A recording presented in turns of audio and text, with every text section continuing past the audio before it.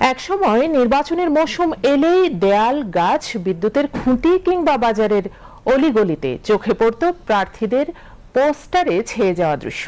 পোস্টারই ছিল ভোটারদের কাছে প্রার্থীর পরিচয় তুলে ধরার অন্যতম মাধ্যম। কিন্তু সেই চিরচেনা দৃশ্য এবার আর থাকছে না, কেননা নির্বাচন কমিশন প্রচারণায় এমন সব পুরনো নিয়ম নিষিদ্ধ করে প্রণয়ন করেছে রাজনৈতিক দল ও প্রার্থীর আচরণ বিধিমালা 2025। বিস্তারিত থাকছে মিম আক্তারের প্রতিবেদনে। আসন্ন 12 ফেব্রুয়ারি অনুষ্ঠিত হতে যাওয়া ত্রয়োদশ জাতীয় সংসদ নির্বাচনকে সামনে রেখে নির্বাচনী আচরণ বিধিমালায় বড় ধরনের পরিবর্তন এনেছে নির্বাচন কমিশন। সংশোধিত বিধিমালায় প্রথমবারের মতো নির্বাচনী প্রচারণায় সব ধরনের পোস্টার নিষিদ্ধ করা হয়েছে। তবে লিফলেট, হ্যান্ডবিল, ব্যানার ও ফেস্টুন ব্যবহার করা গেলেও সেগুলো দেওয়াল, গাছ, সরকারি স্থাপনা, বিদ্যুতের খুঁটি কিংবা যানবাহনে লাগানো যাবে না। দল, প্রার্থীর সমর্থক, কর্মী যারা আছে তাদের প্রত্যেককে এটা মেনে চলতে হয়।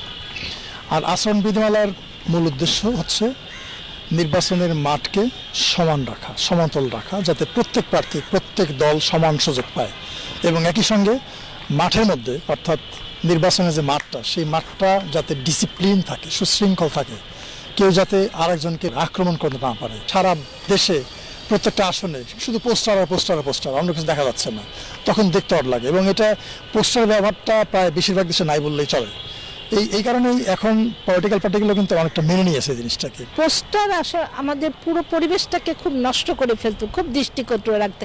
কুয়াশাতে পোস্টারগুলো নষ্ট হয়ে যেত, বৃষ্টি হলে নষ্ট হয়ে যেত, আবর্জনা মতন হয়ে যেত। তো পোস্টার এবার বাদ দিছে ঠিকই, কিন্তু ডিজিটাল প্ল্যাটফর্মে তো এটার ইজিলি প্রচারণা করা যাবে। ভোটাররা যাকেই রায় দিক সেটাই তারা জানে মেনে নেয় এবং দেশে কোনো বিশৃঙ্খলার সৃষ্টি না হয়, এটাই সবচেয়ে বড় বার্তা হওয়া উচিত। সংশোধিত আচরণ বিধিমালায় যানবাহন, শোভাযাত্রা, মোটরসাইকেল বহর, মশাল মিছিল ও শোডাউন সম্পূর্ণ নিষিদ্ধ করা হয়েছে। মনোনয়নপত্র দাখিলের সময় কোনো ধরনের মিছিল করা যাবে না। নির্বাচনী প্রচারণায় ড্রোন ব্যবহার নিষিদ্ধ।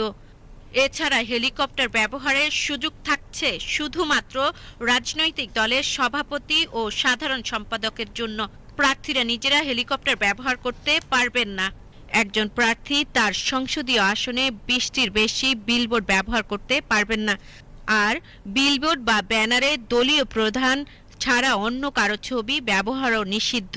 এই নির্বাচনে সামাজিক যোগাযোগ মাধ্যম ব্যবহারের ক্ষেত্রেও যুক্ত হয়েছে নতুন ধারা। প্রচারণা শুরুর আগে প্রার্থীকে তার ফেসবুক পেজ, আইডি, ইমেইল সহ সব তথ্য রিটার্নিং কর্মকর্তার কাছে জমা দিতে হবে। নির্বাচনী প্রচারণায় কৃত্রিম বুদ্ধিমত্তা বা এআই ব্যবহার করে বিভ্রান্তিকর কন্টেন্ট তৈরি নিষিদ্ধ। ভুল তথ্য, বিদ্বেষমূলক বক্তব্য, চরিত্র হনন, নারীদের বা সংখ্যালঘুদের বিরুদ্ধে ঘৃণাত্মক ভাষা ব্যবহার করা যাবে না। ধর্মীয় বা জাতিগত অনুভূতির অপব্যবহার করে ভোট চাইতেও নিষেধাজ্ঞা দিয়েছে নির্বাচন কমিশন। সত্যতা যাচাই ছাড়া কোনো নির্বাচন সংক্রান্ত তথ্য শেয়ার করাও যাবে না। আচরণ বিধি ভাঙলে সর্বোচ্চ 6 মাসের কারাদণ্ড, 1.5 লাখ টাকা জরিমানা, এমনকি প্রার্থিতা বাতিলের বিধানও রয়েছে। এই আচরণ বিধিমালা যদি ভঙ্গ করা হয়, এটা দেখার দায়িত্ব মূলত যে ম্যাজিস্ট্রেট কোর্ট থাকে তাদের, এটা তারা দেখবে। কোনো একজন প্রার্থী যখন আচরণ বিধিমালা ভঙ্গ করবে, তখন ম্যাজিস্ট্রেট যারা থাকবেন তারা এটাকে দেখে প্রয়োজন মধ্যে সামারি ট্রায়াল করে শাস্তি দিতে পারবেন ওইখানে তৎক্ষণাৎভাবে। আর সিরিয়াস কোন ভায়োলেশন হলে এটা তারা ইলেকশন কমিশন কাছে পাঠাতে পারবেন। কাজে প্রত্যেকের উচিত হবে এই আচরণ বিধিমালা মেনে আমাদের যে এই যে 17 বছর পরে একটা সুষ্ঠু নির্বাচন দিকে আমরা ধাবিত হচ্ছি, যাতে আমরা এটাকে সুন্দরভাবে করতে পারি, সেই সহায়তা ইলেকশন কমিশনকে দেওয়া। তফসিল ঘোষণার পর আচরণ বিধি ভেঙে শোডাউন করায় ইতিমধ্যেই কয়েকজন প্রার্থীকে জরিমানাও করেছে নির্বাচন কমিশন। মিম আক্তার, বিটিভি নিউজ।